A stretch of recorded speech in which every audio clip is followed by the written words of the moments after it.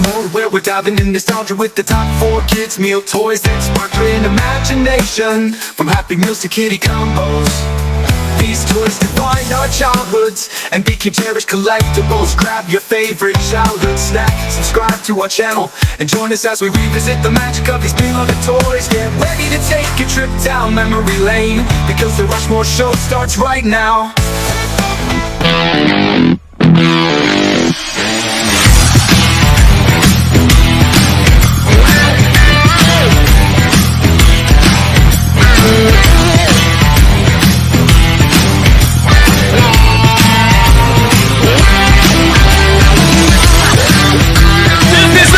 Show where it's all about your top 4 and nothing more. Andy, it is week 2 of nostalgia, and I am rocking my BK Burger King hat. Whopper. You're feeling royal today. Is it your birthday? I'm feeling nostalgic. I'm feeling royal. So the other day we were in the BK line, and Cannon's like, "Dad, I want to get a Happy Meal." Will somebody get the kid a Happy Meal? And I'm like, "Bro, I gotta get me a crown." And he's like, "Yeah, let's get a crown." So we both got crowns. He wanted to steal mine. I had to keep it ready because I knew we were going to have this episode today. And today we are going to jump into another nostalgic thing, Happy Meal or Kids Meal toys. But before we do that, let's chat, man. We have a fantastic month or two, actually 2 months, set up for you guys. Last week, we welcomed in Smash Ventura, our living in the 80s bro, and we met him through Jason Nupp, and Jason's been on the show with New 80s Revolution, and Smash is a radio DJ. So if you haven't seen that yet, we were live last Friday. Go and check that out right after the 4th of July, right before we left for camp, because today we're actually in camp. So camp is something we do every summer, and we thank you guys for letting us to go and pour into our kids and other folks' kids in a more spiritual way. And man, we have a fantastic schedule. Andy, did you like the new schedule style that we just dropped out? I did, man. I'm a SNL guy, so I'm a big fan of SNL, and very simple but very fun, man. We get to inform the Summit Squad just what these next 2 months are going to look like. If you haven't checked it out, make sure that you go to our Instagram, to our socials, and you see that whole lineup listed. Here is the shows that we got lined up. So last week, Smash Ventura was doing Big Men in Wrestling. This week, BK Toys is here, and we are doing Kids Meal Toys. From the Hildt, my boy Logan will be here for action cartoons, and then we'll finish this month off with the Corys, Peli-Con, another great convention in the Louisiana area, and those guys are coming on to do Discontinued snacks. That was going to be great. Then we got a wrestler, Carnage Perez, that we met. He's going to do faces. So last year we did heels. This year he's going to do faces of wrestling. My boy Paul in the 619 is going to come on and do another wrestling episode with the best wrestling matches ever. That's wrestler versus wrestler. And then Farrell's coming on the show to do nostalgia in the 90s. And we're finishing off with 2 almost back-to-back shows. A live August 23rd with Bayou Geek Collectibles. Another guy sells pops out at our conventions. And we're finishing off with our boy Sith Lordley on Spine Ticks. Dude just broke 200,000 subscribers. That's insano. But we're going to do our favorite comic book of all time. That's actual books. So like X-Men #1 or whatever. That was going to be a tough one. I know, Andy. But, we let the guys pick what they want. And so we're going to have to dig deep for what our favorites are. It's going to be a great 2 months. Now, look, if none of that suits you, we got sports coming up. And we got food coming up, wrap back around to start a new year with video games, music, and movies and TV, which we just left. So we are excited. If you want to be on the show, hit us up at any of our socials that I am dropping below right now. So go find those. If you want to find out how to be on the show, DM us. We are almost to 1,000 subscribers. Hopefully we're there. And we are just surpassed 1,000 on Instagram. And we're like 900 or 850 on Facebook. So go and find all those things. We have talked enough, Andy. Yeah. So today we are going to do fast food or kids meals, right?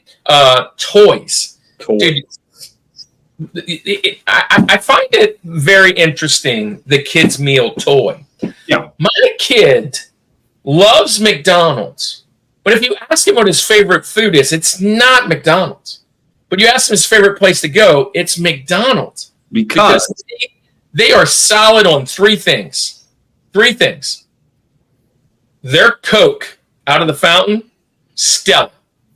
Their French fries are stellar. Top tier. And their toys are top tier. There it is. So my son wants to go and get him a kid's meal. Everywhere else, he doesn't want a kid's meal. He wants to be a big boy, right? Well, to be fair, nobody should ever get a kid's meal from like Sonic or one of those places that get or Chick-fil-A. Yeah, thank you. Because look, your kid got one the other day. Look where it's at. And she left it here, still in the bag. On purpose. It's like an educational toy. Who needs that? I will say, let's tear here and see what it is. The one thing that Chick-fil-A does right, Scary's trucks. There you go. The one thing Chick-fil-A does very well is that you can trade that thing in for a vanilla cone. Lieutenant Dan, ice cream. Didn't count any of that. Didn't count any of that, and we didn't count anything that was a promotional item, maybe by something that they were licensed, right? So if it was Star Wars, you had, like you mentioned in the pre-show, some toppers. And then I remember Land Before Time as a kid, they had the rubber puppets that you could buy from like Pizza Hut. But there's other things like the actual glasses. Yes. Those things are like special china. What about the Casper? The Casper figures. Those suckers were legit. Dude. But yeah, let's get this road. Let's get through the drive-thru. Let's do this. Everybody, it is time for our top 4 kids meal toys of all time. Let's get it.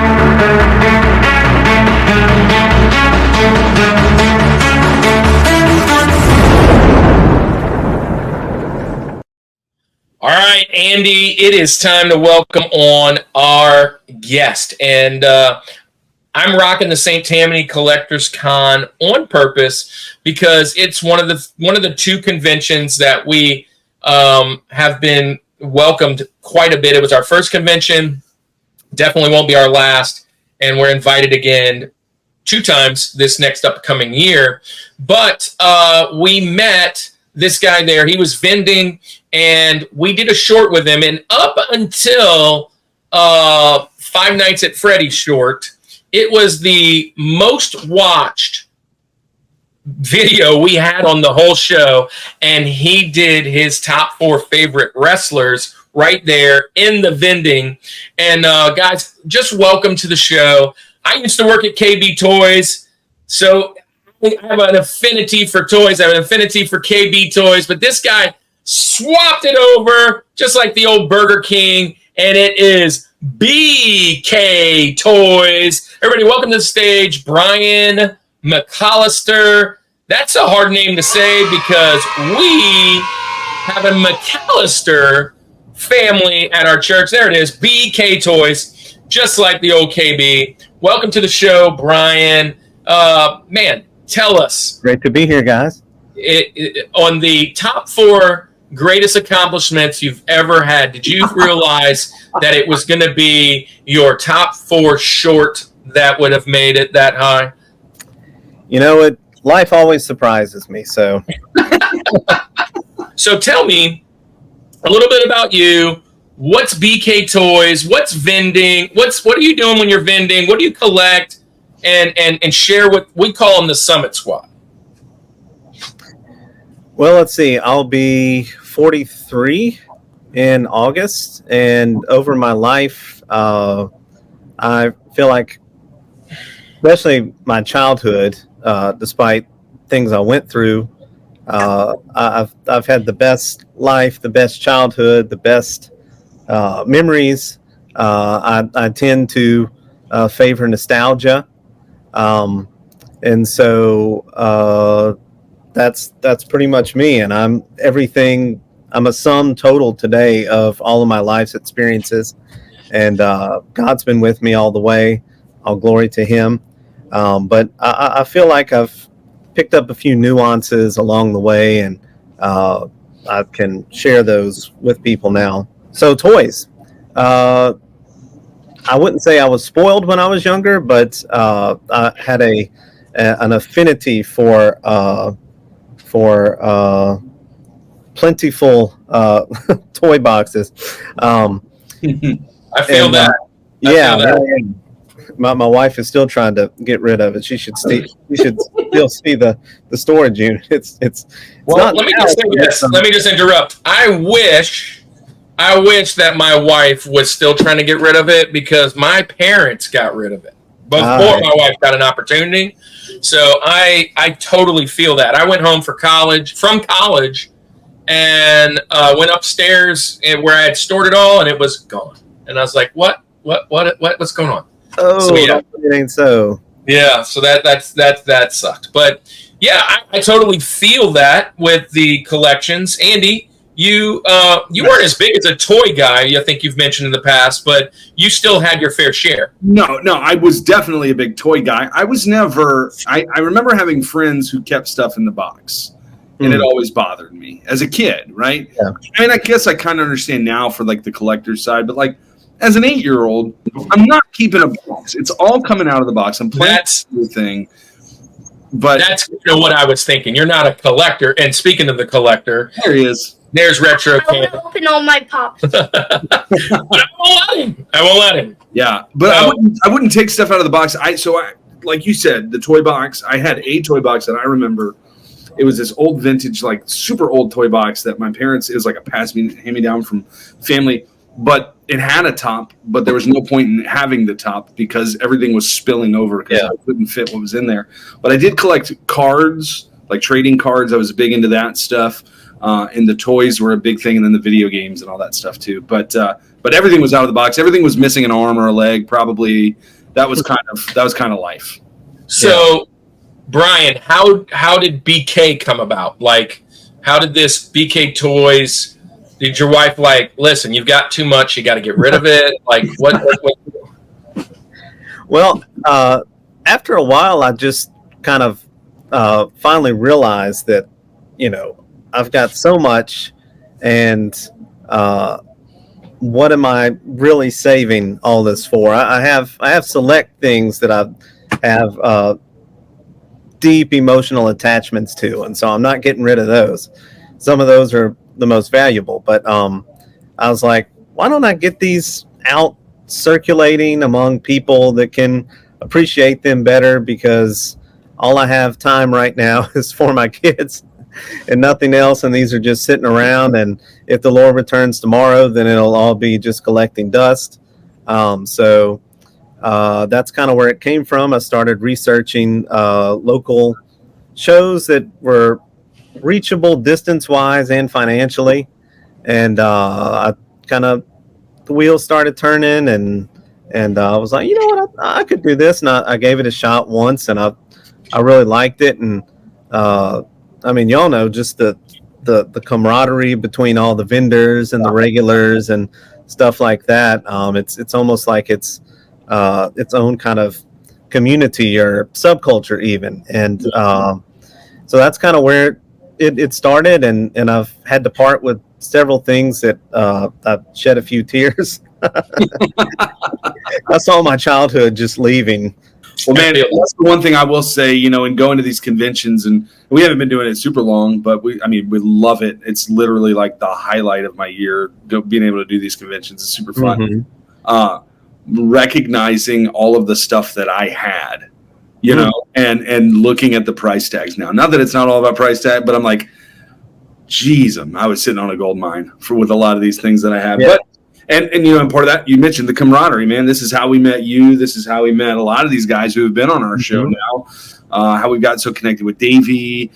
We knew Ben before that, but you know, again, all of these connections that are happening to that. So, man, I'm so excited that we have you on the show, and I think that the squad is probably excited to kind of go down this nostalgia lane, the drive-through of nostalgia, like you said, Kirk, and we're going to get into our top 4, our mountains of kids' meal toys. Now, real quick, and you mentioned this, you know, again, we're all going to have our own criteria, but I think we all kind of agree on the fact that that this toy has to be something that was included with a kid's meal of some sort, right? Not something that was an additional purchase, like you said, the glasses, the you know, all those different things that happen. But so with that in mind, Brian, we're going to go ahead and start with you. We're going to do our number 4. He's our Roosevelt, our Rosie. What do we call him, Kirk? He's our what? He's our line in the sand. So what that means is, you know, Jesus got down on one knee and he kind of drew, and I think he said Rosie is what he was drawing in the sand. That's very unbiblical. It's heresy. Very unbiblical. But Rosie is our number 4. What we think is that that 4 is probably the hardest for anybody because it's saying everybody else is off the mountain. And we're going to climb the mountain all the way to the top, like the aggro crag back in the day. Do you have it? So number 4 is your Rosie.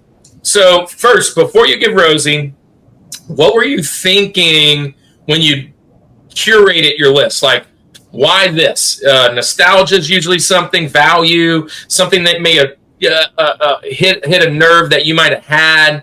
Maybe you collected it. Tell us what you were thinking, and then we'll start first off with your Rosie. Value, although some of them are very valuable now. Some I wish I still had. It's all about emotional attachment, nostalgia.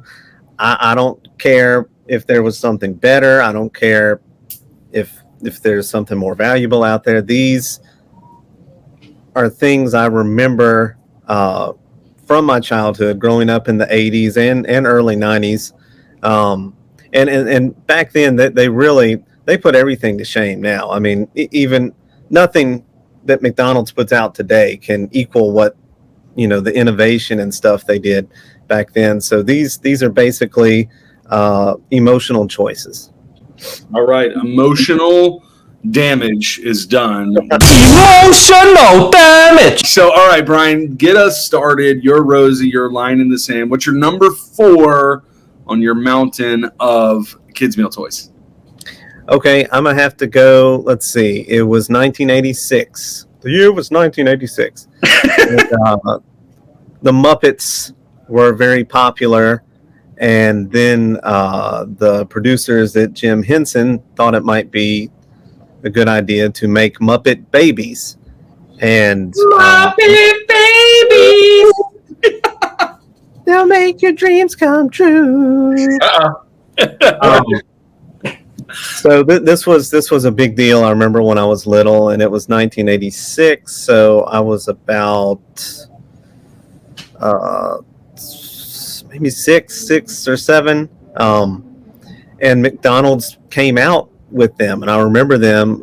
There was Kermit, there was Miss Piggy, there was Gonzo, there was Fozzie Bear, and then I think Baby Animal.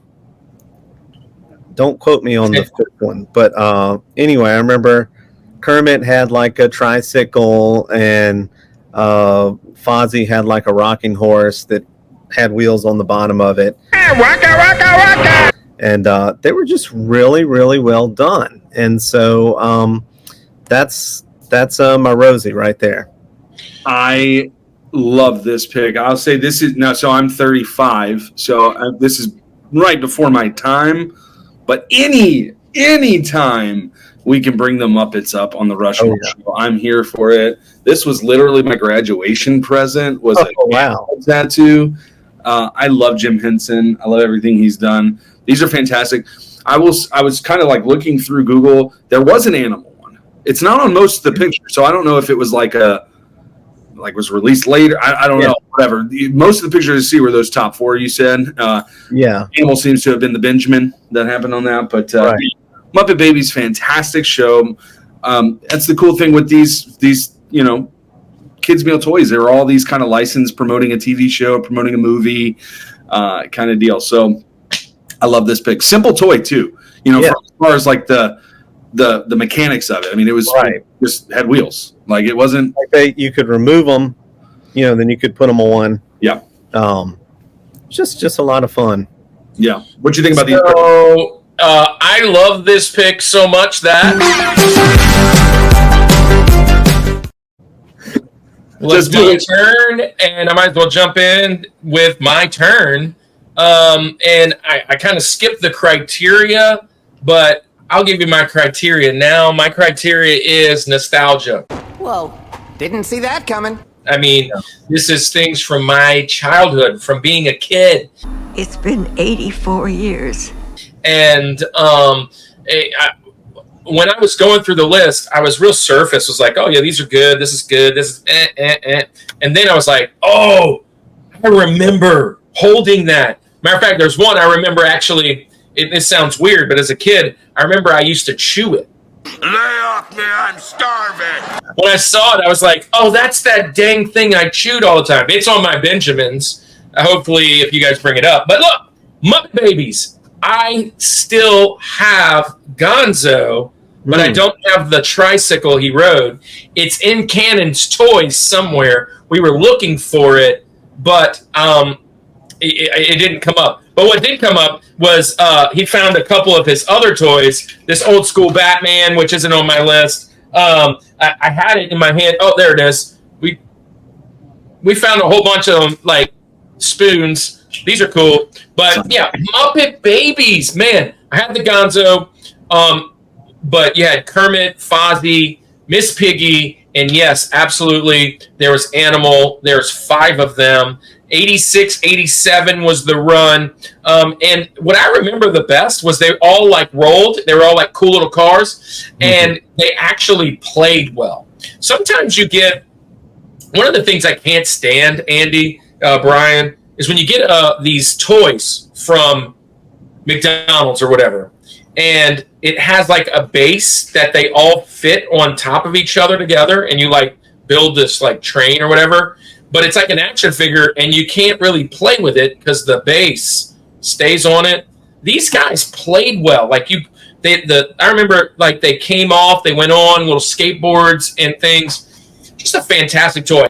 A lot of these things are cheaply made, right? Most of them are probably under 20 cents to make in the grand scheme of making this piece of plastic, right? But this particular toy, the mechanics were great. It rolled smooth, and I remember that tricycle, Gonzo, was one of my key toys whenever I was out in the yard. And I would find it again and shoot it. Hopefully, by the time this is out, I'll show you a picture. But if not, I'm going my Rosie. Also, Muppet Babies line 86 McDonald's. Great pick, BK. Good start. All right, Andy, it's your turn. What's your criteria? What's your Rosie? Criteria, pretty much what we talked about. I mean, it's so I had these toys. I remember getting these toys. There's a window of time when I was purchasing kids meals legitimately.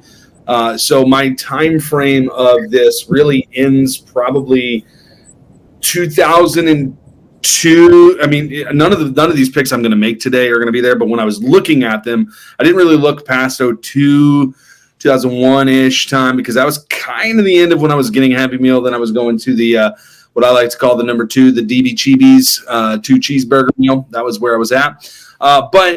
So that's kind of what criteria that at least limited me down. I know that there's some banger ones like way before I was born, and I looked this up. 1979 was the first kids meal. Nobody can do it You know, there's some great ones. You mentioned the most valuable one is that, you know, one of those early ones right there. So all of these were toys that I remember getting. I remember being excited about. I remember playing with them multiple times, you know, just over playing with them.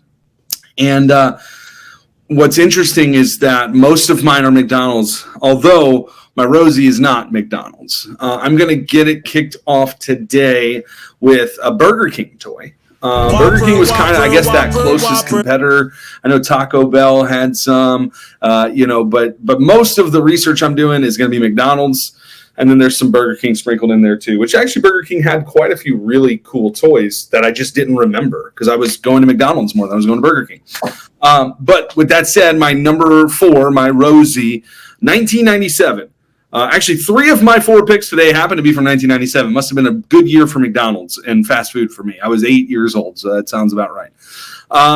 I'm going 1997 Burger King. They came out with a fun line, just 4 toys on this line. Some of these ones have, you know, 9, 10 or whatever of them. Just 4, but they're so stinking cool. And I remember having these and just loving these like crazy. I'm going for Burger King's Universal Studios Monsters. That is my Rosie. So you could get Frankenstein, you could get the creature from the Black Lagoon, you got Wolfman, or you got Dracula. That was the 4 in this line. And they all did something really cool. First of all, kind of Kirk, like you were saying, getting these toys that are playable, right? They were fully, you know, they were posable, or, you know, you can move the limbs. Like it wasn't just one solid piece of plastic. It was actually sculpted pretty well. It was kind of, you could tell there was some thought put into it. They came with little like glow in the dark stickers too that I wish I still had these things. I bet those stickers would be awesome. They're so cool. But Frankenstein was like this clear green plastic that he was made of, and you would set him down on his table and a light would shine up and his like whole face would shine. It was really cool. I think the Black Lagoon was like a water toy that you could like squirt water out of. The Wolfman and Dracula were very similar, where they kind of like burst out of like their coffin, their case that they were in. Just really cool toys, you know. Liking the classic horror films and those iconic characters, right? It was just really cool to have these. I remember playing with these. I don't remember if I had all 4. I definitely had Creature from Black Lagoon because he was in the bathtub and the pool quite often. But yeah, looking back, one of the things I did with this too is I went back to YouTube and I was like looking at these things up and I was watching them play and I was like, gosh, this just jogs so much fun memory for me.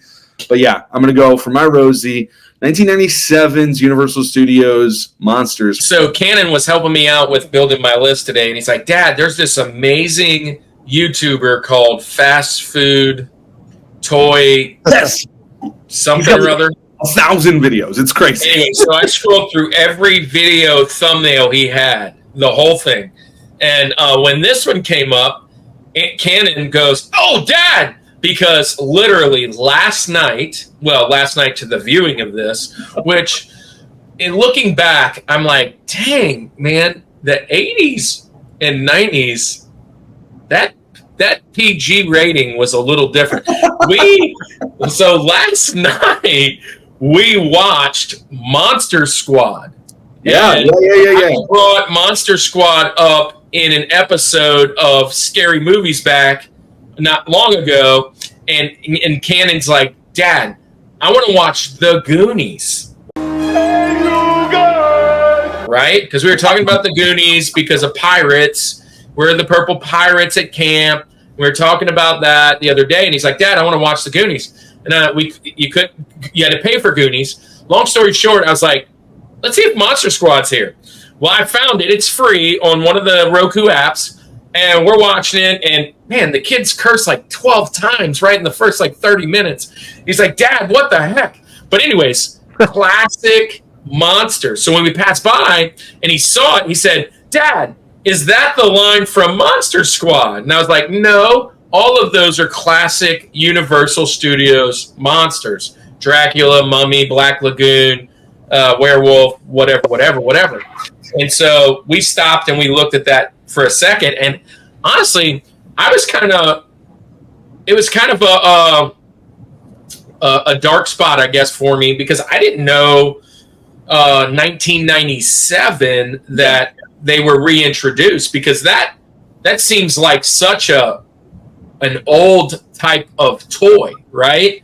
Not the second point that I wanted to make is our good friend we did scary or spooky TV with, Tracy from Nerd Squish, was just talking about the revamping of Universal Studios in Florida, and that they added a whole big deal of all the old monsters.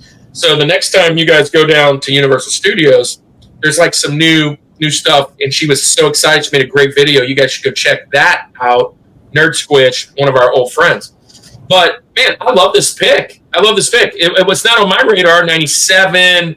We were 10 years older, so that puts you at like 97. I'm stationed in New Mexico in the Air Force at this time. No children. Might have bought a kid's meal or two just because I was broke, but no, I wasn't in that scene, so I didn't know. Yeah, they were super cool, fully posable, just fun little toys, man. And so, Brian, you're in between us in age. You're a little younger than me, a little older than him. Was this one ring a bell? Probably a little off my radar at that time. But I remember them. They were really cool. Yeah. I mean, anything classic monsters are literally some of the best. All right. Well, Brian, we're going to circle back around. We've done all of our rosies now. Now, no need for criteria. We're going to move to our second one, our third on the mountain, Thomas Jefferson, but we like to call him TJ Jazzy Jeff, our good friend, Thomas Jefferson. So, next one on your list, Brian, what you got? Okay, so like I talked about innovation, and it doesn't really seem like any of these fast food places innovate anymore. But back in 1990, there was something called the McDonald's Changeables. And they were like a mashup between Transformers and their menu items. And it was crazy. And I remember, in fact, I just found one recently, the Chicken McNuggets box. It was in my kid's toy box, actually. I couldn't find it in time for today, though, which always happens. But man, that was one of the first ones that I was like, I really have to have like all of these. Yeah. They were just, I don't know, it was like nothing I'd ever seen before. So there were some, and then that was in 1990, but I believe a few years later they came out with Dino Changeables. So they were the same things, but the menu items turned into like dinosaurs. But anyway, that was their primal line. Yeah. But I love this pick. Yeah, I love this pick. And you mentioned Transformers, right? And I'm looking at this, right? And so this is one of the reasons I brought this on today. Mm-hmm. This is supposed to be a Transformer, and none of this moves. This is all two pieces of plastic. He wears a mask, and I guess it transforms into a spoon. But this is like lazy. Like, to me, I'm like, as a kid, nowadays, our kids are getting gypped. Because those changeables were the real deal. And honestly, the Transformers nowadays are not like the Transformers back in the day. Like the actual Transformers. But this is a cool line. What I loved the most about them was not only did you get the full set and you got like hot cakes and French fries, shake, whatever. It was a simple transform. It was like one move or two moves, and the whole thing just was like, boom, open, and then you closed it all back together. Where, like, I remember as a kid, I had, like, Night Train, the Transformer, and it transformed, like, an astronaut to a robot to a train. And I had it the other day, I think at St. Tammany Collectors Con, not long ago, and I was like, how did we build this? I can't even figure it out. I can't figure it out. But it was very simple. It's a cool toy. Absolutely great pick. Andy, changeables? Oh yeah, for sure. So not long ago, STCC also our good friend David Finn, who I actually text to do some of my research for this this episode because That's right. Didn't he have a shake? I got the shakes that'll make you quake. he had some of them, and I asked him if he still had them. He said he sold them. They've just sold. So they're obviously a pretty hot commodity right now. It is nostalgia to the 10th degree. I mean, they're classic. Again, I think the original line came out in '87. If my facts are right here, but I think the Dyno ones were '90. Either way, they're early '90s ish time. Yeah, They're still a little bit right before, I guess, I'm getting Happy Meals. But what was cool, I saw in the Dyno changeable, changeable one. The only thing changeable was your diaper. Yeah, right, exactly. But they did have an option for 3 and under. So they did have changeables that were completely plastic. I didn't have them, but I saw that in my videos today that I watched. But yeah, these are super cool. I like the fact that they were simple toys. I was watching it actually with my middle child, Amelia, today, and she was like, "Oh, I want those! Like they're fun." Mm-hmm. Fantastic pick. That's a fantastic pick. These are really cool. Seeing them at St. Tammany Collectors Con was actually what sparked the idea. Oh, we need to do fast food. Exactly. Yeah. We need to do that as a Rushmore. But hey, good pick, man. You've got a great mountain building so far. I'm going to come out with my TJ Jazzy Jeff. Now, this is another licensed item, very similar to Excuse me. This is another licensed item, very similar to Muppet Babies. It also involved a few really good cars. One of the things that was fantastic about this particular line of toys was the detail. Look at the details! Oh, Lord! And we were mentioning that fast food guy. I guess I could share his link somewhere that goes through all the fast food. I actually watched the video for this today, and that's the first thing he talked about was the detail in these toys. 1988, one of my favorite shows of all time. Another Jim Henson product. I'm going with none other than Fraggle Rock's toy line. And the series ran 83 to 87. This was from 88. So this is a little bit after the show had kind of been dying down. It's probably syndicated at this time. There were 5 toys by what I'm finding. Gobo, he rode in a Radish type car, which was the one I had for sure. I'm pretty sure I had Wembley too, who was also in a cucumber shaped car. And I think Wembley, maybe it was Wembley or Moki, one of them had 2 people in it.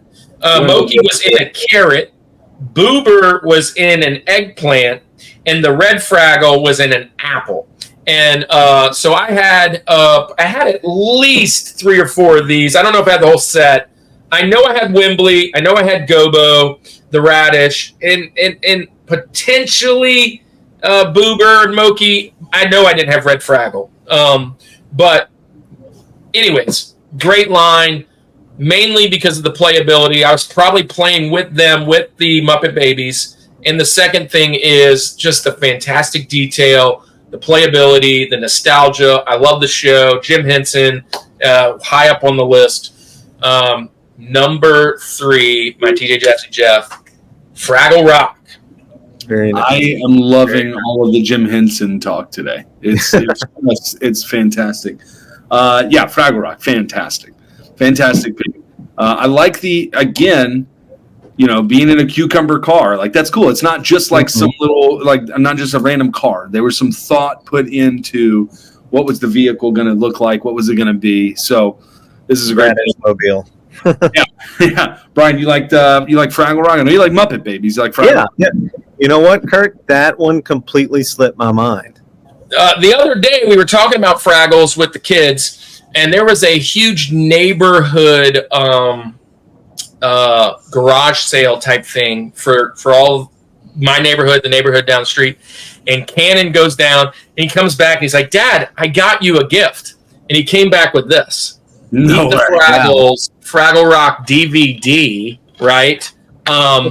And he's like, you guys were talking about that on the Rushmore show, because we talked about the Fraggles not long ago. And yeah, there they are. There's the 5 that were on the toys there. Oops. So we'll grab that real quick to show you. So I'm a big Fraggle Rock fan, and I'm going to show you this on my phone, but maybe you can, I'll send it to you. We can put this in the episode, but I don't know if you could see it very well. That's me next to a TV as a kid. Look what's on that TV. Oh, look at that. It's Boober. Yeah. I think. Is that Boober and, Gobo? Yeah, well, that's me, circa 1990 something, whatever it was. Fraggle Rock, man, I loved it, man. Back then I had hair. Look at that, man. Simpler times. That's hilarious. I love Fraggle Rock. Apparently they're redoing it. Yeah, I don't know how I feel. I mean, I hope Disney Plus, they're redoing it. And I hope it's great. The commercial, the trailer for it looked very, very promising. I'm excited. I am overall excited. I'm skeptical. The redo of X-Men was fantastic. It's like, how many things can we redo and actually nail very well until we get one that's just, I will say this, the redo of VeggieTales is garbage. So I have no confidence in redoing. Well, I might lose some friendships, but the original VeggieTales was garbage.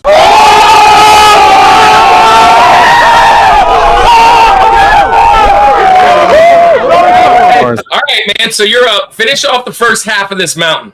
All right. So my TJ Jazzy Jeff. This was a really cool one. This comes from a movie. This is now I'm going to go all McDonald's here. I'm going to stay in 1997 though. Great year. This is perhaps one of the most underrated Disney movies, I believe. It came out of the Disney Renaissance, 97. We're putting it's kind of tail into this Disney Renaissance that's happening in the 90s. But this toy line is fantastic because it was kind of a 2-in-1. You got 2 toys in one. I'm going to go to Disney's Hercules. The Hercules line was super cool. So there was 10, I think it was like 10 different characters that you could get, but they not only was it the character like Hercules, like Hades, some of the Muses, any of these guys, but they also came with an accompanying one of the Titans, which was really cool, or like one of the monsters like that they had to fight, and it was kind of bigger. Like this is a pretty big toy for this. For a Happy Meal. And I remember Hercules, again, to this day, I will say, is probably one of the more underrated ones when it comes to Disney flicks. The music in it is fantastic. The original from Michael Bolton is in this movie, so it's great. But, this line was super cool. I remember having... I only had one. Believe it or not, I only had one of these, and I actually had Hercules... And he's facing the Hydra, right, with the 3 different heads or whatever. That scene in the movie, by the way, is super cool because there's like a CGI element added, and you're like, what is happening? But I remember wanting all these, and then as I'm jogging my memory, watching these videos and stuff leading up to this episode, I was like, goodness, that is such a cool line of toys. If you look those things up, super fun stuff. So my TJ Jazzy Jeff, Hercules. Yep, this is a blind spot for me, man. I'm pulling it up. I'm looking at them now, getting my picture ready to show all you fantastic fans. But, this is a blind spot. I don't know this one. I know the movie. In my mind, I had another Disney movie, and I was seeing if I could guess it. And you said Hercules. I was like, nope, not the one I was thinking of. Because there is another Disney movie that put out some very high dollar ones, and I thought it might have been at the end of that. Yeah. That's the Hercules and Hydra that I had. Look at that price for a Happy Meal. Well, so yeah, I got you got 2 toys with it. You got like the whole. Yeah, they have the whole set. Yeah, it does look like a cool set. And 2 for 1, and I like that. Yeah. Now, it was kind of mentioned before we jump into our commercial. Well, Brian, first, what do you have for this one? Is this a blind spot? Is this something you collected? I remember how unique it was that there were two in one. You know, like a lot of times, most of the time they'd release a new one each week. Yeah. And so I kind of felt like I was cheating in a way, you know, because it's like, well, you get two this week and two next week too. I kind of like Hades. Hades comes with the Cerberus. It's kind of translucent a little. Yeah. On the I want to find these things. I don't ever see them circulating anymore, but maybe I'm just not looking. But yeah, these are fun stuff. They also had another line of Hercules toys. I think it was like after this, and they're not as good. There's like Zeus. You know what's funny, and I'm just looking at this. I didn't even realize it because I wasn't reading. I'm not reading. Not good at it. But in the middle of the display, it says, it says a 2-toy Happy Meal. Yeah. That's what I'm saying. You got two in one. It was really cool. Wow, a 2-toy Happy Meal. Oh, man, that's a good pick, man. Great pick. So, all right, man. So we are halfway through our mountain, right at that hour mark as usual. We're moving right along. And it is time to give you guys a little bit of a break. Now, our breaks aren't necessarily for you to disappear because we have some really important messages to send your way. And this is the time where I would love to share a little bit of our heart. We, as most of you know, most of you have been around a while, you should hopefully know, is both of Andy and I are pastors, we're teachers, we're missionaries. We're spending a lot of time preaching the gospel, and one of our favorite places to do that is these conventions. And we started up a ministry called Reboot. Let's see. Prepare to make the jump to light speed. They're getting closer. Oh yeah? Watch this.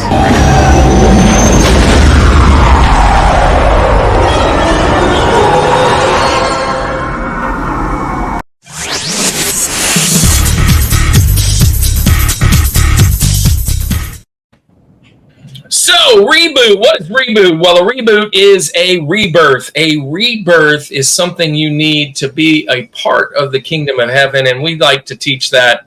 And our friends Ben and Davey and curators of some of these amazing conventions, and hopefully if you have a convention or you want us to come, we would love to be a part.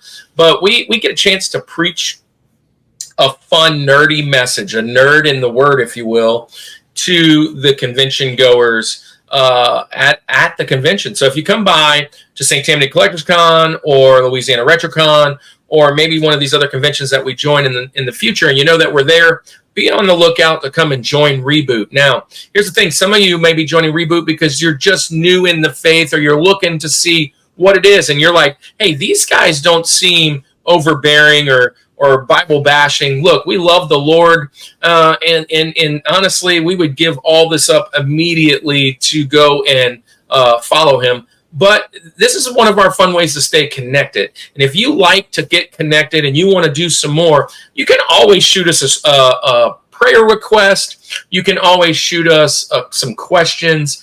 And the best way to do that is right down here at the bottom. All our socials are going through, whether it's Instagram, TikTok. One of our favorites, which we don't use as much as we should, is Discord, because we can chat right there along with a crowd of people at all time. Go join all of those social medias and be a part of what God's got going on with Reboot and the Rushmore Show. But also up there in the top corner, Andy, right above Jesus, is what we call the Culture Box. And Culture Box are 6 of our greatest creating friends. They're all Christian, and you should follow all of them. And we have a commercial for you from one of our buds over at the Culture Box. Andy, who are we going to do today? Let's check out and hear about our friends over at the Untold Podcast.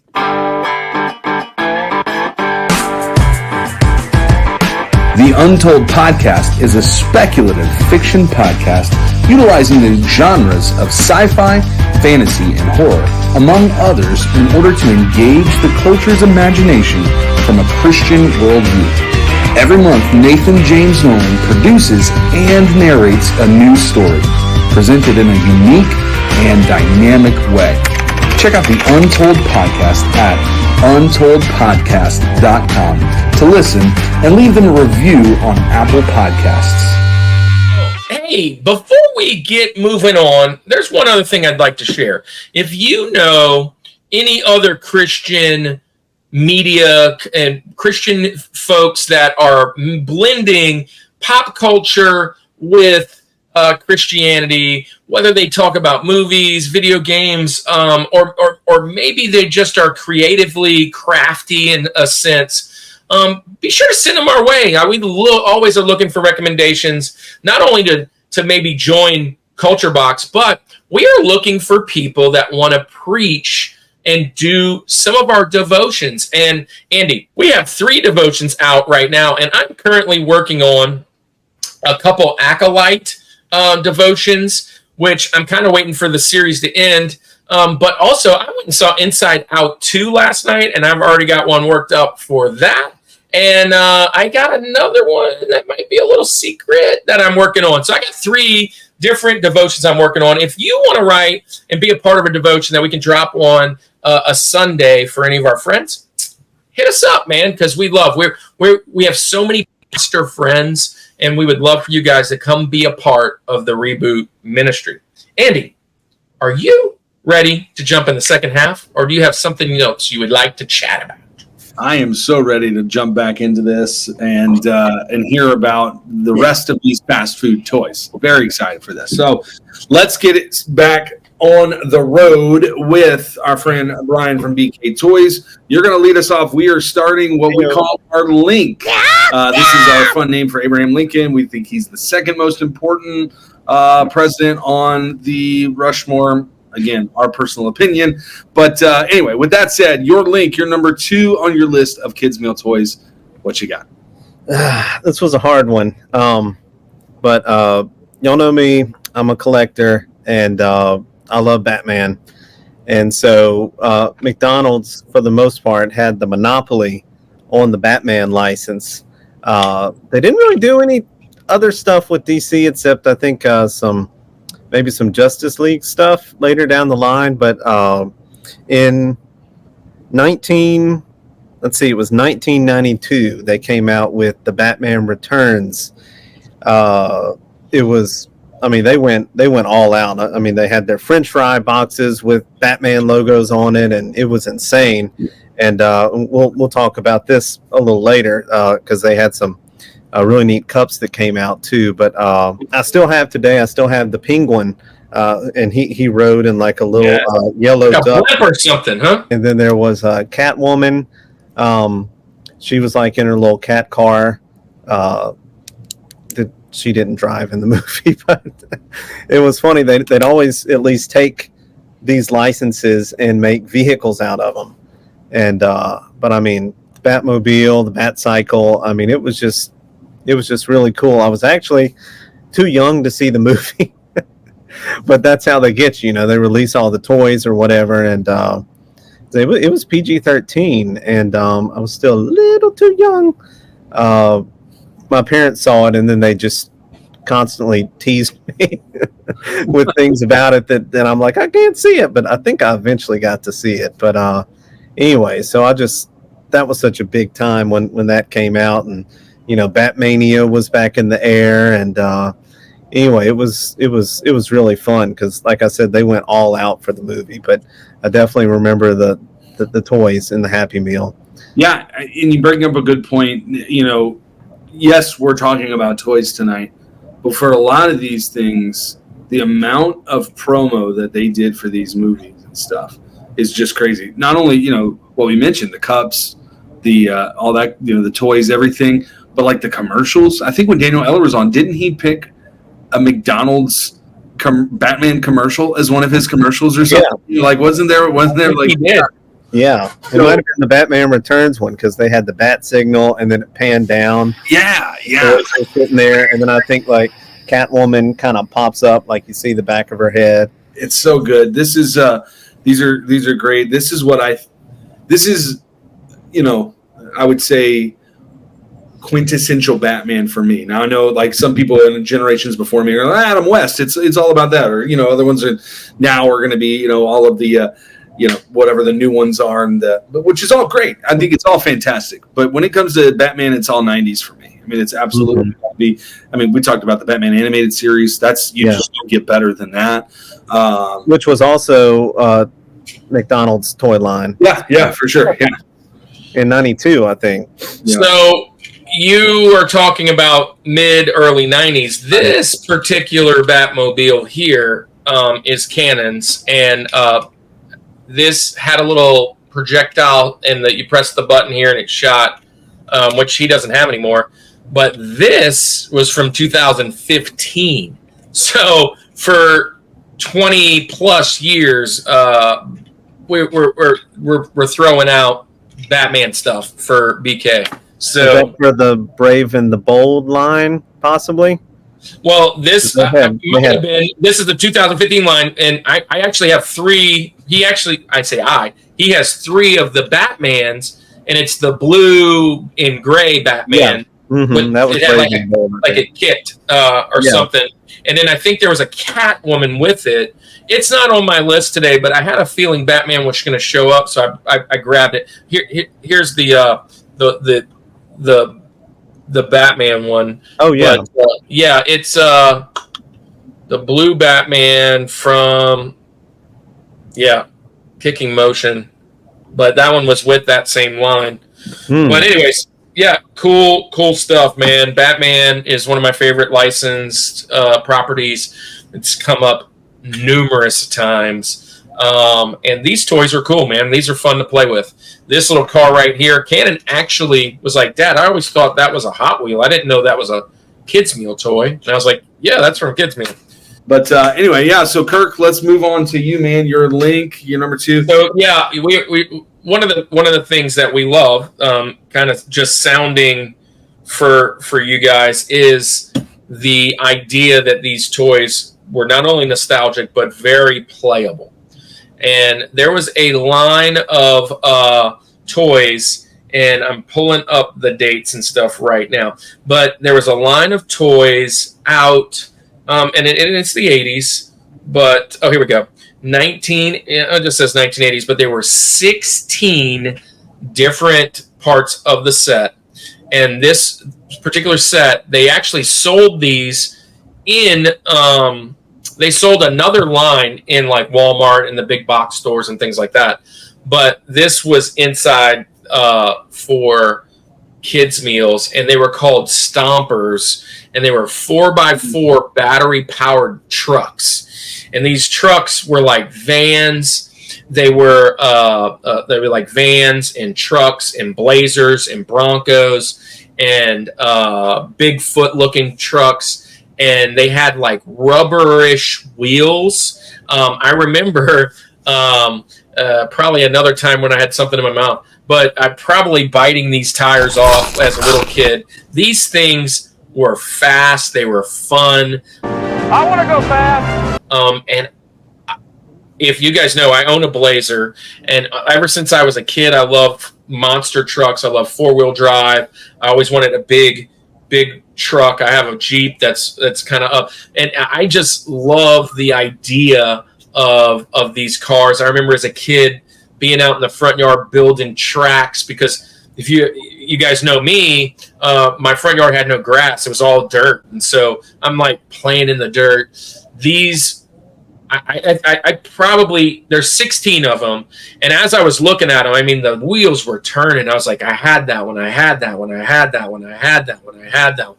I probably had close to this whole set. Don't know if I had them all, but man, there were a lot. My favorite one was like an orangish brown van, I think. Anyways, Stompers, 4x4 cars, early 80s. I was probably 5-ish.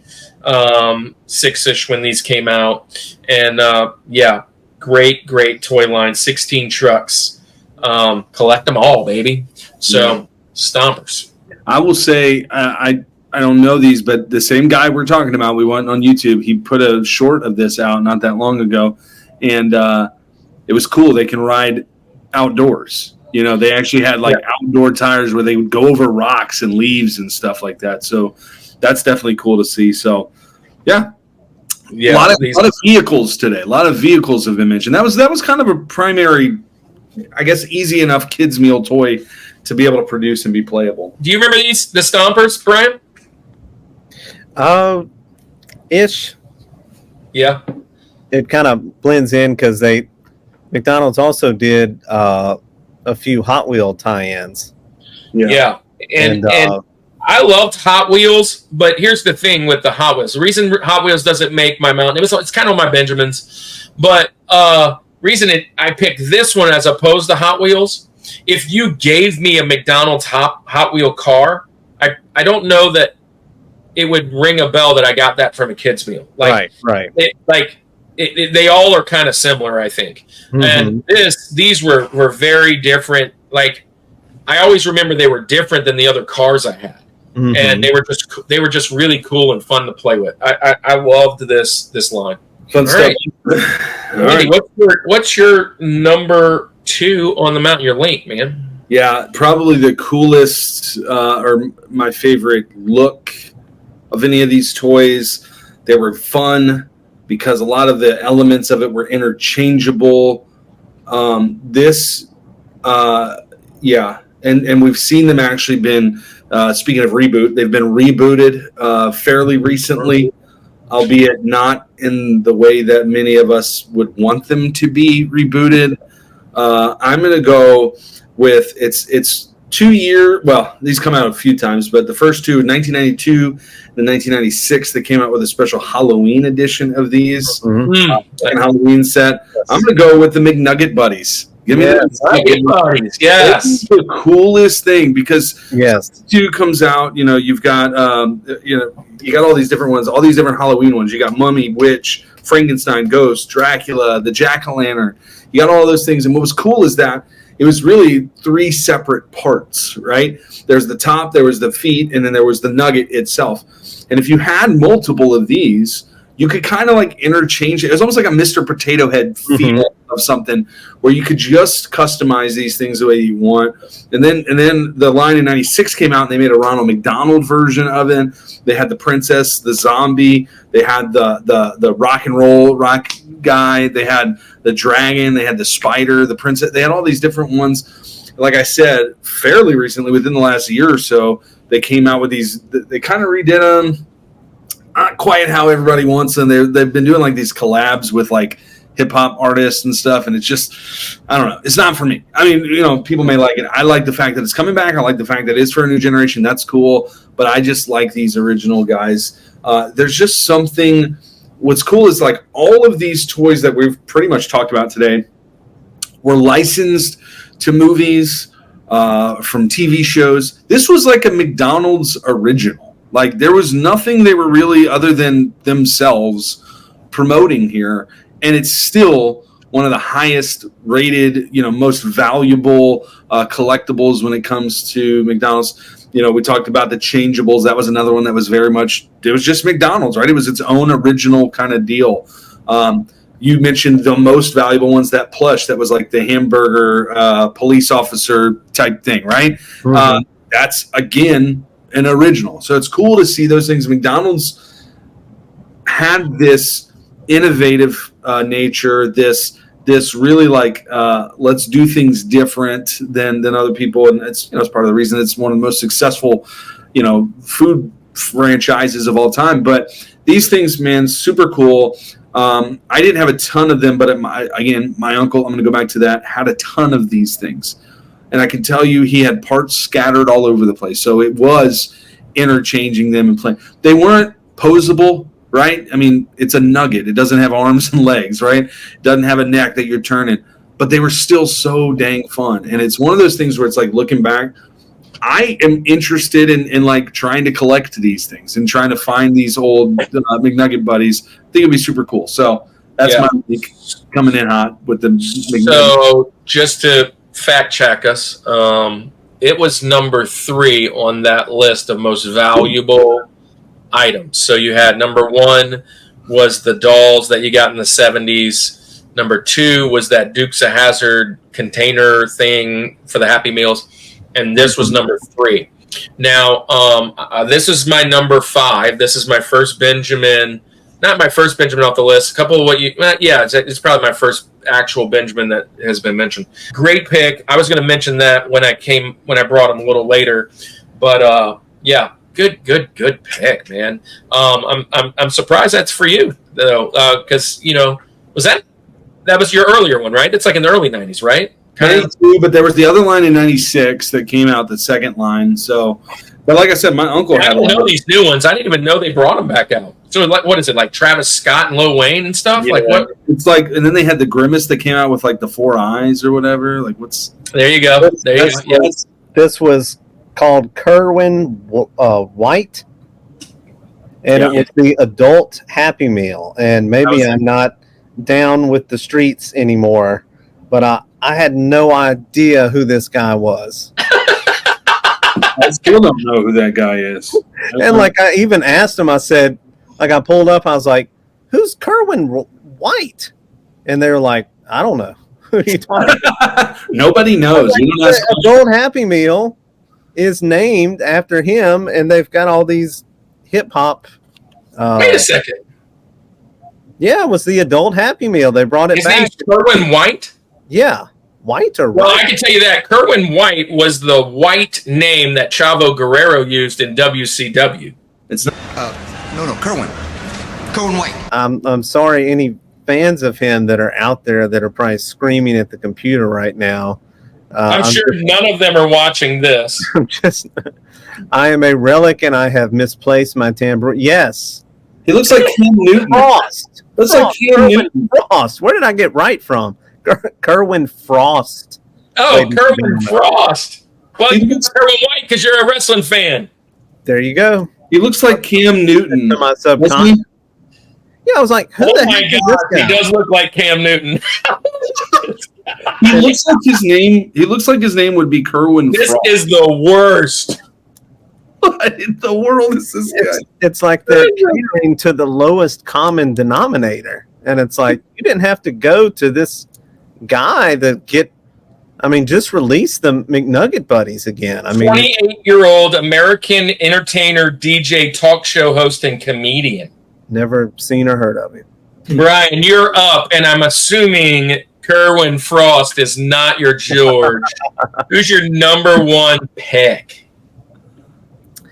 Okay, well, this one holds some, because I'm a big gamer, video game. Back in the day was Mario, and I think it was 90. I'll have to check on the date in a moment, but anyway, it was, I believe, in time for Super Mario Brothers 3, and they released, but you can't see that. Yeah. So the Super Mario 3 toys. Yes. Amazing. It had Were the popping so cool. one. Yeah, there was one on a Mario on a spring. There was a Goomba who, like, you could press down and then it would pop up, so it was like he was jumping. Although Goombas don't jump in the game, so I don't know what was up with that. There was a winged Koopa Troopa, and it had like this little.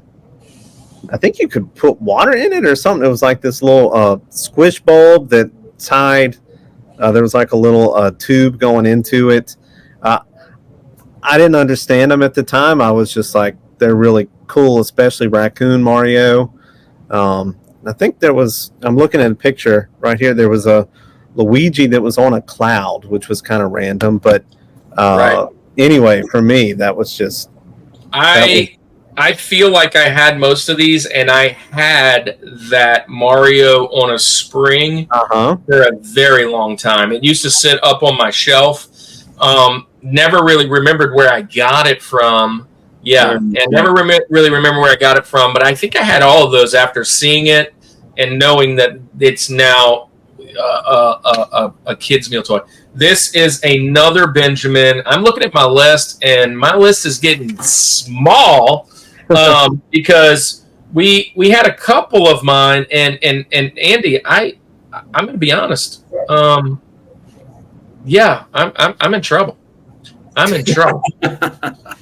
But yeah, because I was hoping to hold on for this one, but Super Mario 3 is this is a great pick. I love this pick. I was hoping for some more other video game content from back then. I was trying to remember and jog my brain. But this one just kept coming up. Mario 3. Yeah. I think Andy took the wind out of everyone's sails, though, with the McNugget buddies, because I think that was on her. I know that was on my list, too. Yeah, I had to do those. They were great. But Super Mario 3 was great. I love that as the game. Yeah. Yeah, the game is fantastic. I will say, looking at them, though, like, the painting, like, it's a little bit off. Like, there's something about Mario's face and definitely Luigi. Yeah. Being on a cloud. Like, right. These random things like that. Like you said, like giving Catwoman a car. Like, we could take some liberty with what we do here. But, right. But it's definitely cool toys, playable. It's not just. They have the action feature, so you like the Goomba that jumped or the Mario on the spring that you could push him down and then he boing up, So yeah, I think that kind of overrules their looks or lack of articulation. Oh yeah, for sure. Well, that's a great pick. That's a great mountain. All right, so that's a great mountain. I'm going to jump into mine and look, Andy, I didn't make a mistake, but I just kind of named them in the wrong order. If you will, not the wrong order, but I moved one up that I had as number 5. So if I was looking at my list, my number, the one, and because Brian shocked me right off the bat with the Rushmore, that would have been my 5. The other one would have been my 4. The other one would have been my 3. So right now I'm technically should have been on my 2. So now I have my 1 and my 2 as my favorites, right? And I'm only going to give you one, and I'm going to have to keep the other one tucked away. But guess what? The other one was the Changeables. So that was a Rushmore. So now I'm losing picks because my George, I can't put Changeables there now. It was my number 2. So I lost a Benjamin. My number 1 is not from a fast food place, but it is a kid's meal. Back in 1991, 92, my family would take trips across the country. We've gone almost every state to go and watch baseball games. And every place we went to, we would stop at this place to eat breakfast. And in the early 90s, when you ate breakfast, you got a hologram baseball card, and we would go to Denny's and get the Grand Slam breakfast and get some Grand Slam holograms, and they were free. I've got probably the whole set. I was looking through them, trying to find them, but they're all individually. I had to find, I had an Albert Bell, I had a King Griffey Jr., I had a Frank Thomas, I had all these guys. And Paul O'Neill, I think, was still in the Reds. These cool backgrounds in the back. And I would beg my parents to go to Denny's to get breakfast. And they get the Grand Slam breakfast. You get Grand Slam cards. And, this is my number 1 by far. It is my most collectible thing. It's the ones I still have. I probably have the whole set downstairs in my boxes. I just have to find them. As a matter of fact, I have at least 2 of these in one of those sealed screw cases. So, which I think is the Griffey, for sure. But anyways, 1992 Upper Deck Grand Slam holograms from Denny's. That's going to be my George. Wow. You came, for no pun intended, you definitely came out of left field on that one.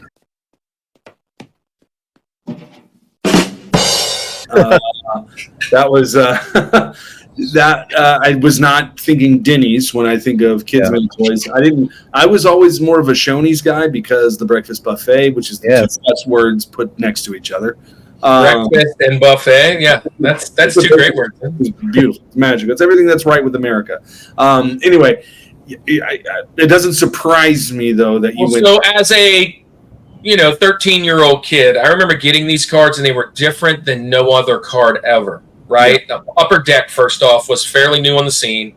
And these holograms were not just like King Griffey hitting a home run. It was like Griffey in front of this like awesome art piece of Seattle.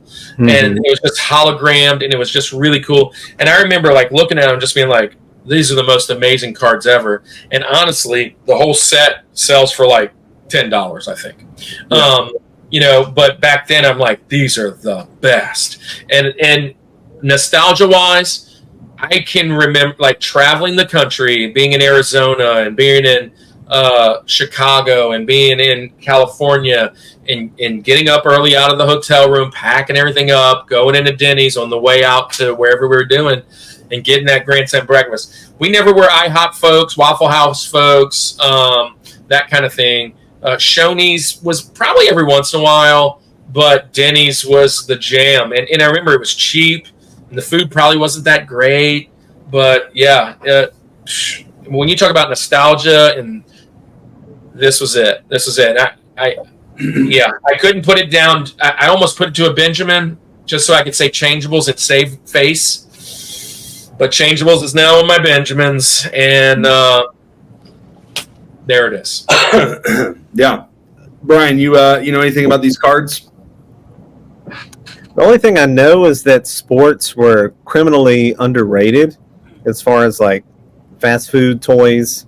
I think there was some type of starting lineup set in Happy Meals at some point. So there was one that kind of like did all the football jerseys, and I saw it and I don't remember it. And then there was another one that was like little football players, and Cannon ironically has the Chief and the Lion, which is funny because I don't even know where they came from. But that's the only sport other than Space Jam. That's the only sports things that I can remember ever being in a Happy Meal or a kids meal. That's going to be my George. I'll throw all those cards in and show all you guys. Hopefully I'll find my originals and kind of show you the actual ones. But I don't know how much time I'll have to give you that. But Andy, finish off your mountain and let's jump into these Benjis. Yeah, well, this might be, when you look at McDonald's most successful lines of toys, these are up there for sure. I believe it's on that list. And in fact, if you go back to what episode was it on? Gosh, was it Christmas gifts? Was it collectible? Something. I don't remember what it was. Toys, something. I mentioned this. Not this exact one, but McDonald's 1997, going back to that year. I'm going to go with the Teeny Beanie Babies. Give me the Beanie Babies. Now, I've said it unashamedly. I was a Beanie Baby collector. Like this, we had these, right? Mm-hmm. But when these things came out in 97, you had the lizard, the duck, the bull. The bull was the coolest because he was a red bull. It looked like Chicago Bulls. It was very although it wasn't licensed from that. I think they knew what they were doing.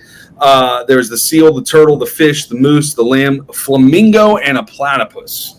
That was your line, 1997. Now, they've come out with plenty more since then. Beanie Babies has kind of been an ongoing thing here. I will tell you this about Beanie Babies, and I came to this realization today. I feel like this, I know it's different, but I feel like this was like the start of like, this was the seed that was planted in America's heart for the new Funko Pop craze. Like, all these, like, I got to collect this one, and it's got to be in this mint condition, and I got to save these because it's going to pay for my kids' college in, 10, 15 years. Like, the world went crazy, right? And then McDonald's jumped in on the craze, and, I don't think they've panned out to be. Now, if you get, like, the Princess Diana one, there's a few here and there that you can get that are going to be pretty valuable. But for the most part, what you're probably sitting on in your room, if you still have some, maybe a couple bucks here and there. But man, these were super fun. I just remember it didn't matter. They weren't really giving out. Sometimes you go to the drive-through and it's like, do you need a boy's toy or a girl's toy? Like it was just this is. Yeah, they don't do that anymore. And sometimes I just offer it anyways. I want a toy for a boy. This is a toy for a boy. Yeah. I don't. They may offend people if they ask that question now, but yeah, these Beanie Babies just super fun, super cool. Just like if I think that if you make like a time capsule of this. Mid to late 90s to early 2000s, you got to throw a Beanie Baby in there. The world was going crazy about these things, and then McDonald's to throw those in there too, just super fun. So my George, those teeny Beanie Babies. So I'll just throw this out there. The Beanie Babies was not something I ever collected, but my niece did. I think I mentioned this back in that time. The craze about selling them, and she didn't want them. She was getting older. She was trying to get some money, and she gave them to me. And as lazy as I was, I never went and researched how much they were and posted them. They ended up staying at my sister's house that I was staying at. And then, I don't know, 12 years later, she's like, do you still have those Beanie Babies? And they were up in the attic, and she pulled them down, and they were worth she sold them all for $500 or something, but my kids have McKenna has a ton of Beanie Babies. But they were, I remember going to Justice to purchase them. And they had a little section in Justice, but she has a ton downstairs as well in the basement. And Beanie Babies it was kind of a 90s, early 2000 craze. And why, of course, McDonald's jumped on it. By the way, the top 10 most selling things, I believe, I'm not going to fact check, but I believe this was either 9 or 10. It was at the end of the list. Yeah. It was on the top 10. Mm-hmm. Yeah. What about you, Brian? Any Beanie Baby craze in your house? Oh, my sister was just a Beanie Baby fiend. I mean, they were just everywhere. I mean, she had them all over her bed, and I think we even got one of those nets that you put yeah stuffies in. They call them stuffies now. Yep. Stuffies in, and they were just, you couldn't swing a dead cat without hitting a Beanie Baby in our house. And then they all went into one of those big transparent blue Ziploc bags, and they put them up in her closet or something to where they just sat. Yeah. So, it's funny though. One day they unearthed them and they went through and they were trying to price them all. And I just find it funny that I mentioned Teeny Beanie Babies, and the two people that you both mentioned are your sisters that were enjoying it, and I'm here saying I was all for it too. So look, there's some Beanie Babies back there. Kirk's got waving around, sitting on $7,000 right there. No. So I was just thinking, what McKenna has is not necessarily the Beanie Babies. It's these guys. Those are different. Yeah. Yeah, and. It's still Ty, though, huh? Isn't it? Yeah. She had a ton of these bad boys. It's not Ty. Oh, it's not. It's not even Ty. Get it out of here, then. Yeah, get it out of here. But it is made by Gans. No. Gans. Yeah. And they're I don't remember what the W stood for. Wonder Pets? I don't know. But they were these guys. But. Yeah. All right, well, there we go. That's our mountains right there, but we're not quite done because we're going to do our Benjamins. Let's get ready for our honorable mentions of fast food toys. Let's get it.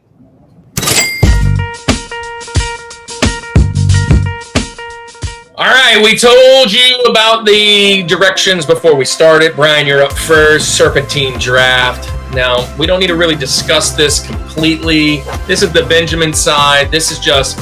hey, here's a few else we should mention. My list is very scarce, so I'm hoping you don't take anything from my list because we cannot double up here. So, no, we can't do that. So, Brian, you're up. So since Kirk left the McDonald's drive-thru lane, I'm going to as well. These were it was 1987, and these were at Hardee's.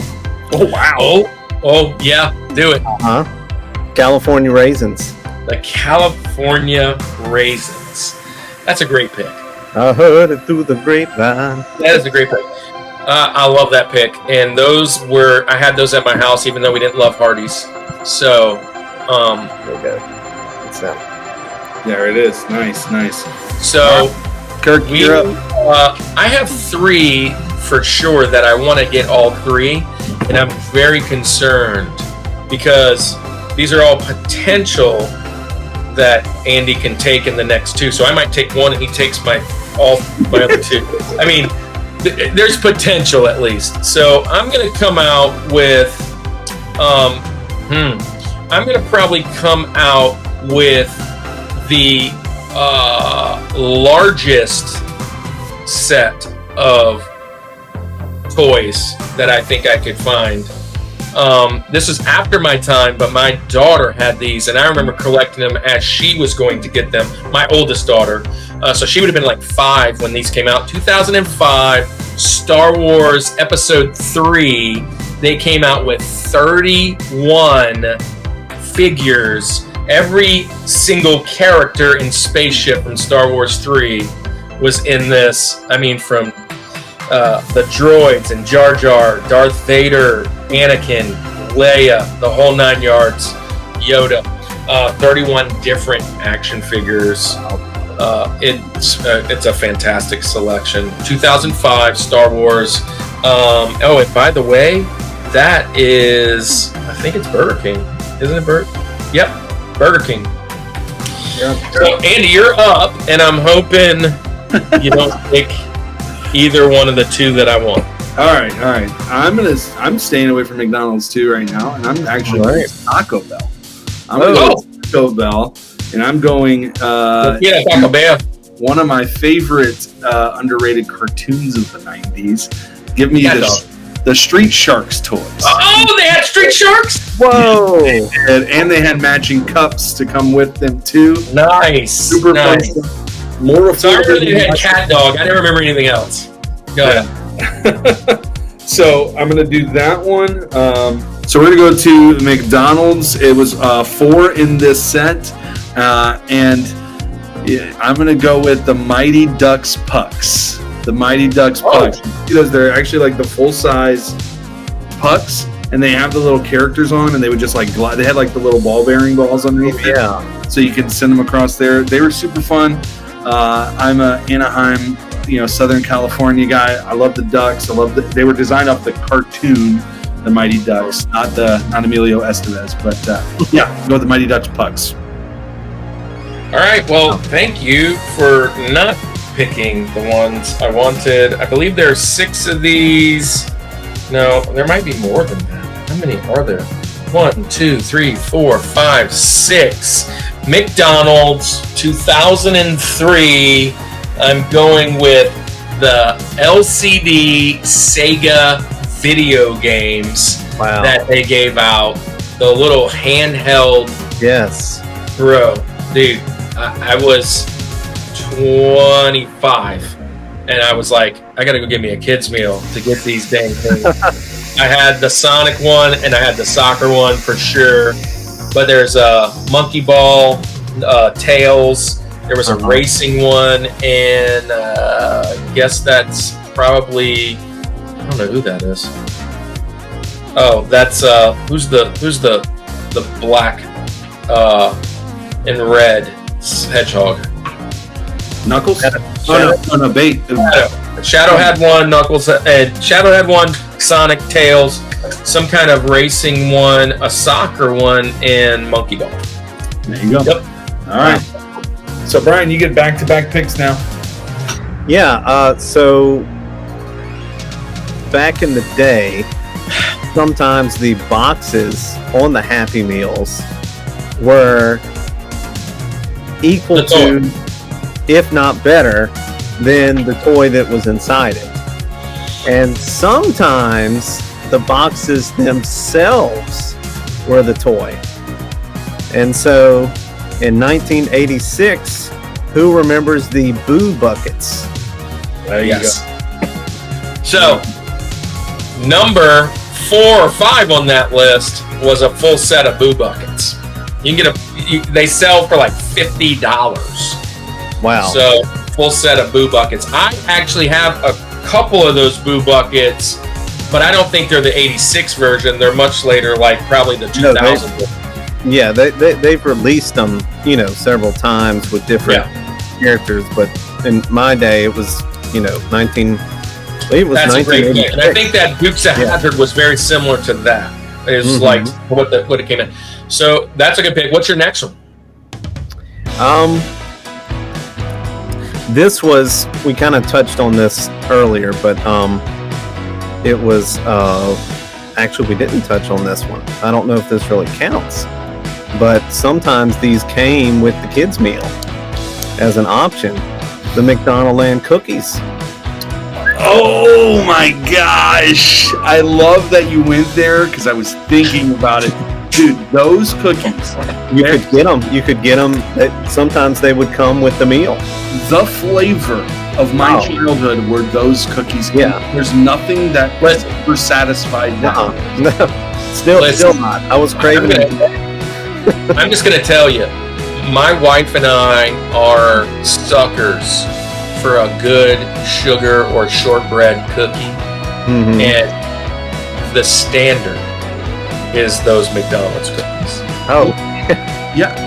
What is it, like the grimace shape? Something about it, like it just made it. I don't know what. Oh, that's a good pick. Hey, look, I'm going to come in hot with this one's my newest by far, my very newest.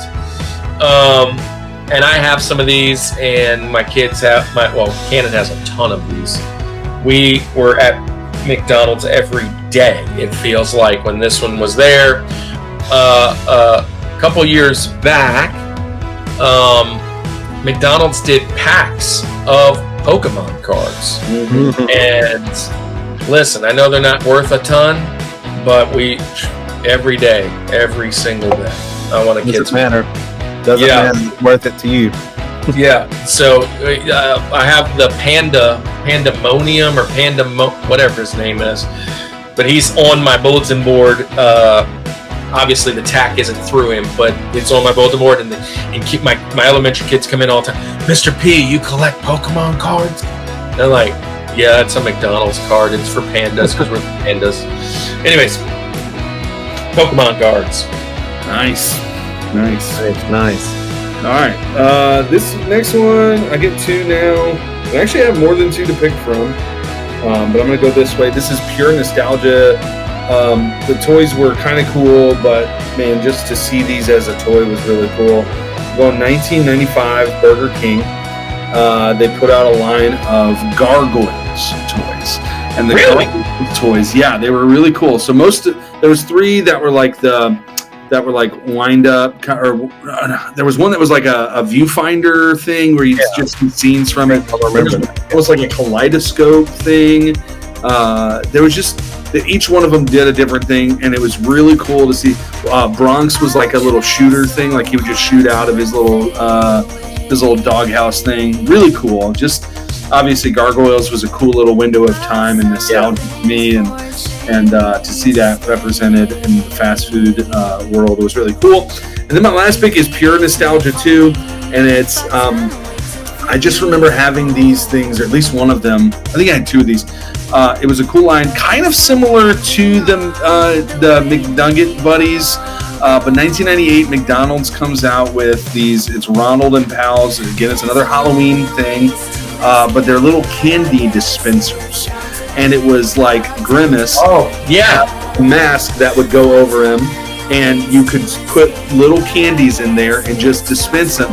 It was super fun, and just nostalgia purposes, I remember putting candy in those things and it like melting in those, but just like feeling like I was the cool, like pop it open and take some nerds down or whatever. Yeah, they were really cool. You had the Hamburglar as like this zombie weird kind of looking thing. You had Grimace with the jack-o'-lantern face on. You had Ronald with the scarecrow. You had the Nugget with the was it like a skeleton ghost-looking kind of deal on the front? Anyway, super fun. Candy dispensers are my last one. All right, so I kind of threw a curveball to you. Well, don't throw a curveball to this guy because he wasn't very good when he played baseball, but he did play basketball, and I'm going with a toy, and oh, geez, I just got kicked out of where I was at. Here it is.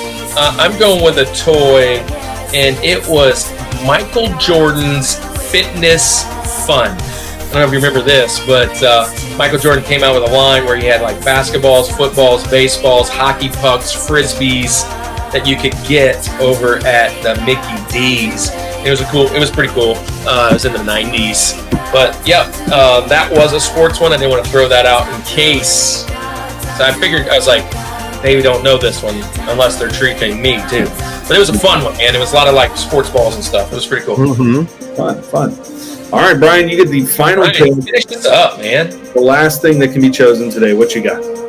Okay, well, once again, big Batman fan. And so in 1993, McDonald's again came to the rescue with Batman the Animated Series. Yes.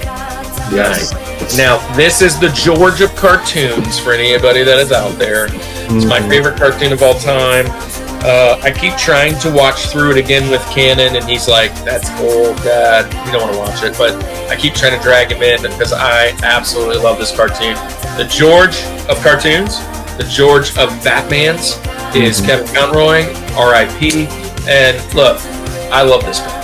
Fantastic Way to End the Mountain is with Kevin. There were 8 toys.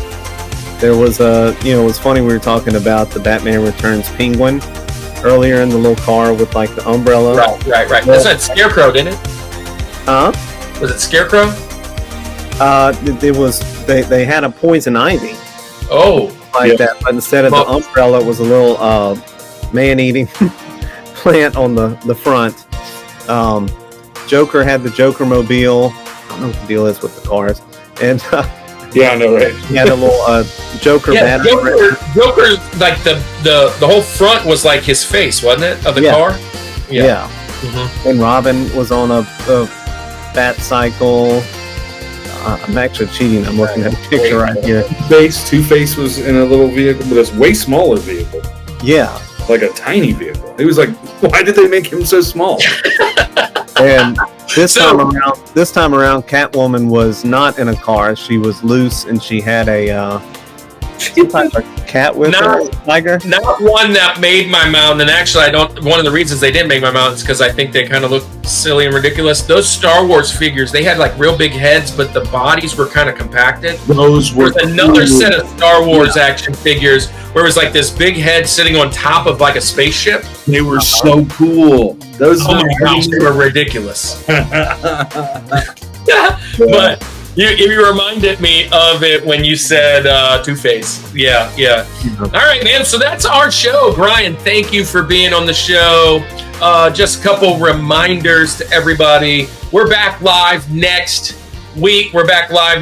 And we're hanging out with Logan doing action cartoons from the Hildt. His show, he has a YouTube show. His show is all about Dungeons and Dragons and G.I. Joe and just old school stuff. Go check From the Hildt out. He's on our show next week. And then we're finishing off this month with the Corys from Peli-Con.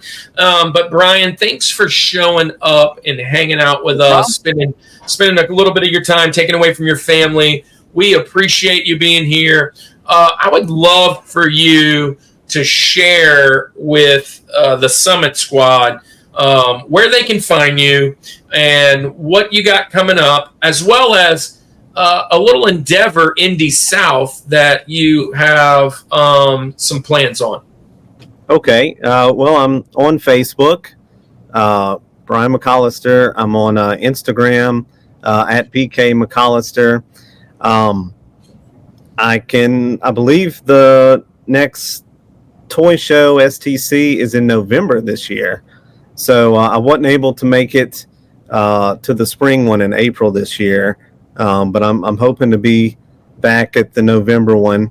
And the other thing that you mentioned, I was a part of a little something called the Louisiana Film Channel back a few years ago, and it's pretty much gone now.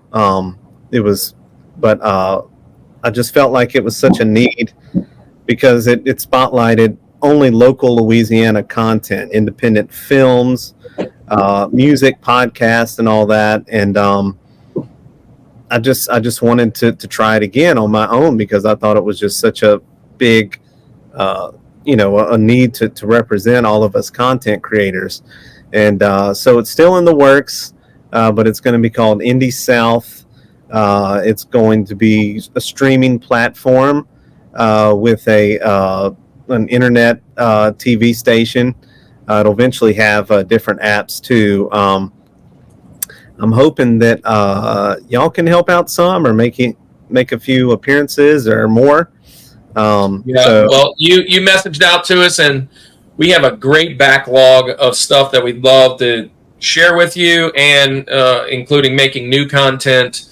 But any other way we can get our message out, just to be honest, this message about McDonald's toys doesn't matter, but if it connects us with people that we can share our love for not only them but for our Savior, any opportunity we get to spin with folks and just tell them that they're loved is always something cool. And it sounds like a great opportunity, and we're in as much as we can help. I mean, but yeah, you reached out to us, and I just love the idea. Thank you for thinking of us. Sure, definitely. Yeah. So everybody out there, if you're here, go look up.